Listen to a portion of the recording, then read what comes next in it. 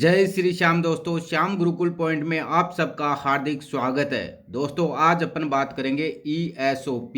ESOP का full form है employees stock option plan, कर्मचारी स्टॉक विकल्प योजना, या इसको अपन कह सकते हैं कर्मचारी पूंजी विकल्प योजना।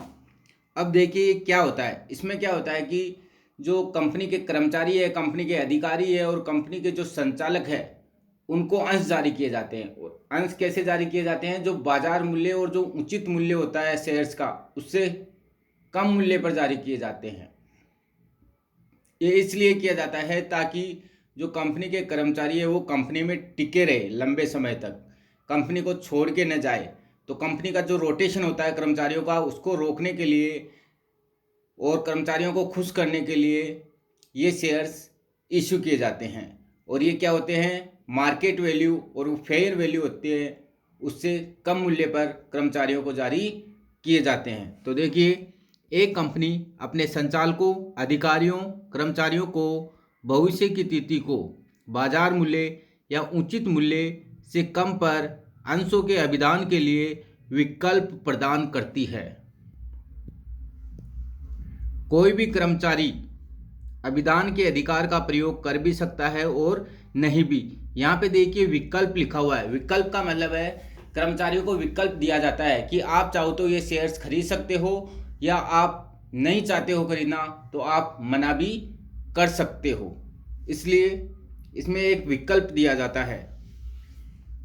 अब देखिए, कंपनी को ESOP के लिए निर्धारित शर्तों को पूरा करना पड़ता है। अब देखिए शर्तें क्या क्या है।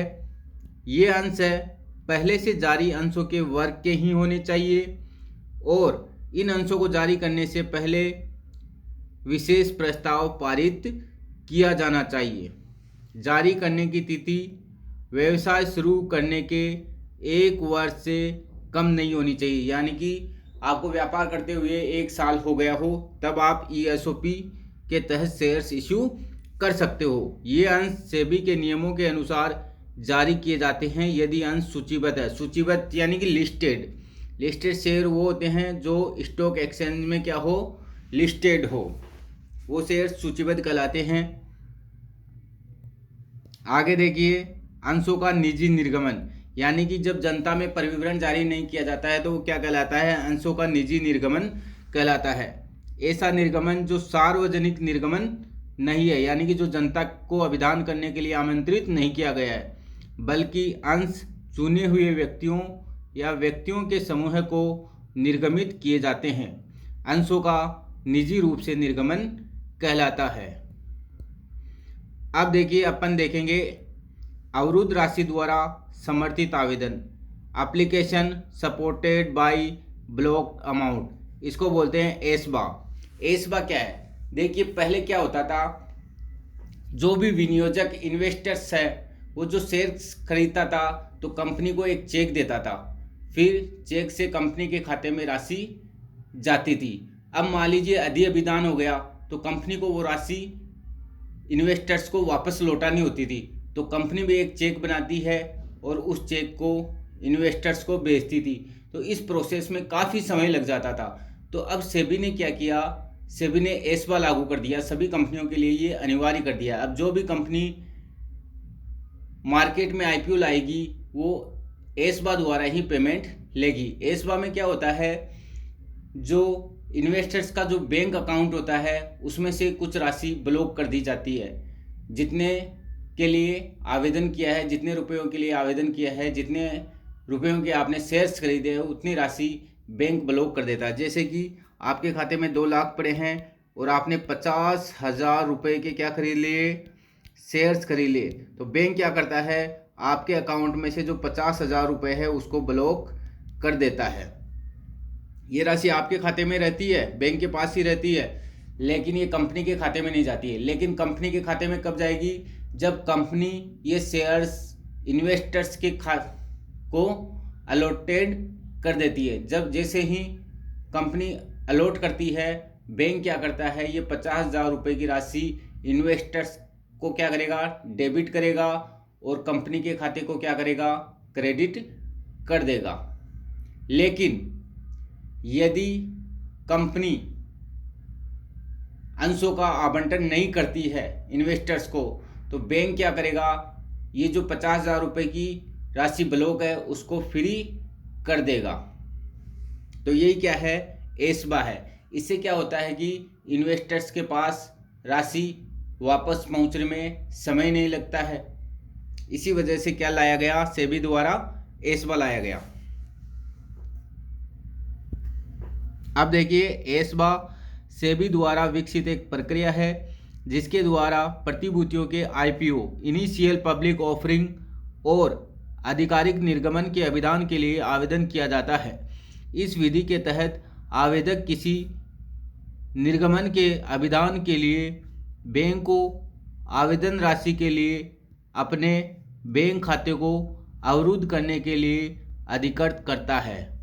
बैंक आवेदक के खाते में आवेदक का पैसा तभी डेबिट नामे करता है जब उसे आवंटित प्रतिभूतियों पर देय राशि के लिए प्रतिभूतियां, अंश या ऋण पत्र आदि आवंटित की गई हो। यदि प्रतिभूतियां आवंटित नहीं की जाती है तो बैंक राशि से अवरोध ग्रहणाधिकार हटा लेता है, यानी कि ब्लॉक को क्या कर देता है, फ्री कर देता है।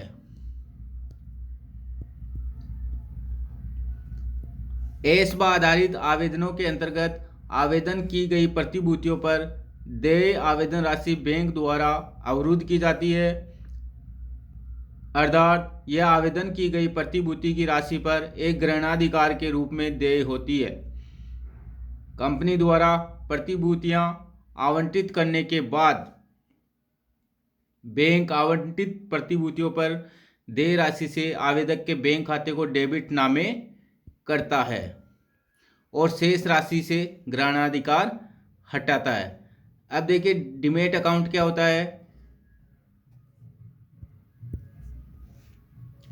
डीमैट अकाउंट वो होता है जैसे कि आप शेयर्स खरीदते हो लॉन्ग टर्म के लिए, तो उन शेयर्स को कहाँ पे रखोगे, डीमैट अकाउंट में रखोगे। डीमैट अकाउंट आप सीधे बैंक से भी खुलवा सकते हो या किसी दलाल के थ्रू भी खुलवा सकते हो। जो दलाल ट्रेडिंग करते हैं वो आपका डीमैट अकाउंट खोल देंगे। ये एक लॉकर की तरह होता है। जिस प्रकार अपन लॉकर में कीमती वस्तुएं रखते हैं उसी प्रकार डीमैट अकाउंट में क्या रखे जाते हैं, शेयर्स रखे जाते हैं।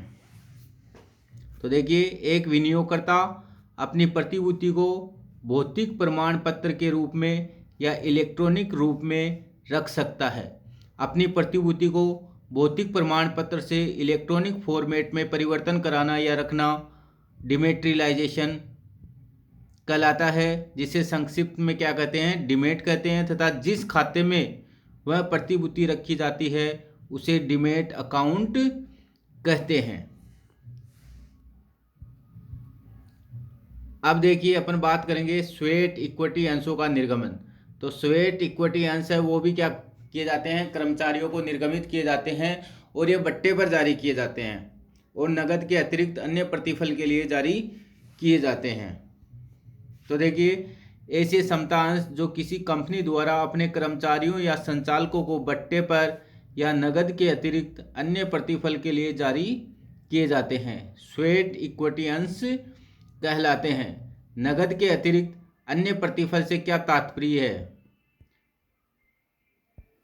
तकनीकी जानकारी, नो हाउ देने अथवा बौद्धिक संपदा अधिकारों, इंटेलेक्चुअल प्रॉपर्टी राइट्स की प्रकृति के अधिकार उपलब्ध कराने या उपयोगिता वर्दी वैल्यू एडिशन करने के लिए दिया गया है। तो अन्य प्रतिफल से क्या तात्पर्य है, तकनीकी जानकारी, बौद्धिक संपदा अधिकार से और उपयोगिता वर्दी से है। तो स्वेट इक्विटी अंश है वो कर्मचारियों को बट्टे पर जारी किए जाते हैं और अन्य प्रतिफल के बदले दिए जाते हैं। अब देखिए, समता अंश वह पूर्वाधिकार अंश में अंतर। तो पहला अंतर है लाभांश की दर। तो समता अंश है उन पर लाभांश की दर क्या होती है, अनिश्चित होती है, यानी कि प्रॉफिट हो तो लाभांश दे दिया जाता है और प्रॉफिट नहीं हो तो लाभांश नहीं दिया जाता। जबकि पूर्वाधिकार अंशों पर जो लाभांश की दर है वो पूर्व निर्धारित होती है, यानी जब इश्यू करते हैं उसी समय लाभांश की दर डिसाइड कर दी जाती है और ये निश्चित होती है। लाभांश प्राप्ति का अधिकार। पूर्वाधिकार अंशों पर लाभांश देने के पश्चात समता अंशधारियों को लाभांश दिया जाता है।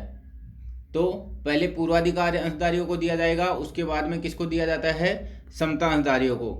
अब पूर्वाधिकार अंश में देखते हैं, समता अंशों से पूर्व लाभांश दिया जाता है, तो पूर्वाधिकार अंशधारियों को समता अंशों से पूर्व लाभांश दिया जाता है।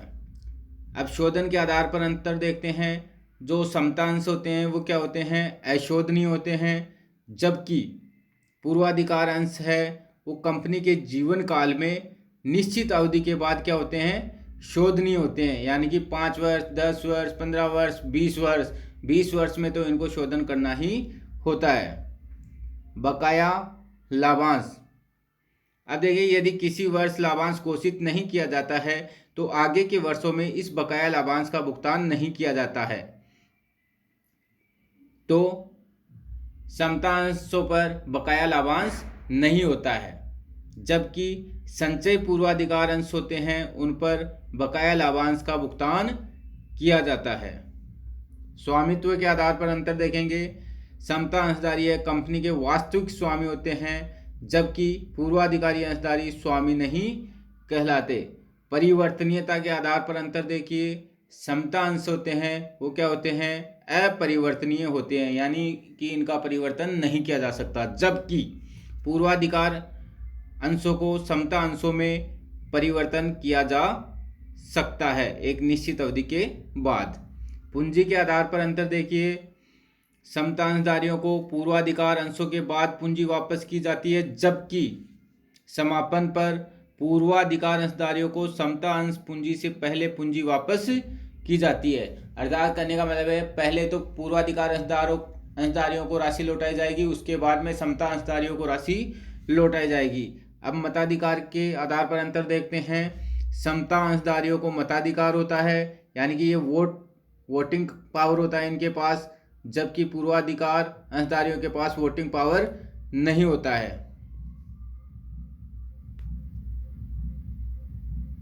आगे देखिए, ध्यान में रखने योग्य बिंदु। क्या ध्यान में रखना आपको? एक तो जो आवेदन राशि है वो अंशों के अंकित मूल्य का कम से कम 5% होनी चाहिए, अंकित मूल्य का 5%, और मांग को सीमा अंतर नियम के प्रावधान के अनुसार ही मांगा जाएगा।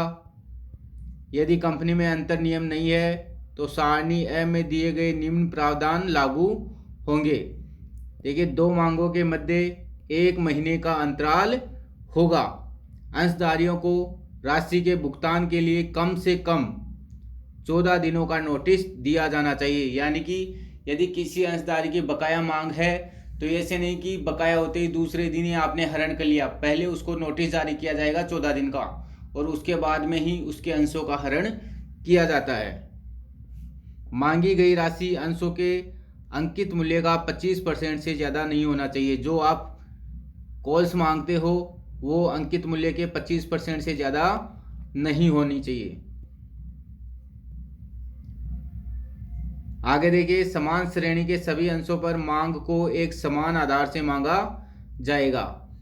अगला पॉइंट देखिए, बकाया मांग पर 10% वार्षिक की दर से ब्याज लिया जाएगा तथा अग्रिम मांग पर 12% वार्षिक की दर से ब्याज दिया जाएगा। अब अंशों की संख्या ज्ञात करनी हो आपको, जैसे विक्रेता से अपन ने संपत्ति खरीदी 5 लाख की, तो उस 5 लाख के बदले अपन क्या करेंगे, उसको शेयर्स इशू करेंगे, तो उस समय आपको अंशों की संख्या ज्ञात करनी होती है। इसका फॉर्मूला है कुल भुगतान राशि, यानी कि विक्रेता को दे कुल भुगतान राशि अपॉन अंशों का निर्गमन मूल्य। अंशों का निर्गमन मूल्य से तात्पर्य, यदि मान लीजिए सममूल्य पर आप शेयर्स इशू कर रहे हो, तो जैसे कि मान लीजिए 100 रुपये अंकित मूल्य है तो 100 का भाग लगा दिया जाएगा।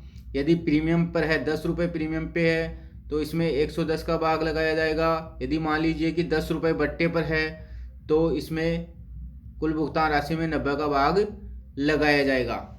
तो दोस्तों, आज का हमारा वीडियो आपको कैसा लगा? यदि आपको हमारा वीडियो अच्छा लगा तो इसे लाइक करें, कमेंट करें, शेयर करें और हाँ, सब्सक्राइब करना ना भूलें।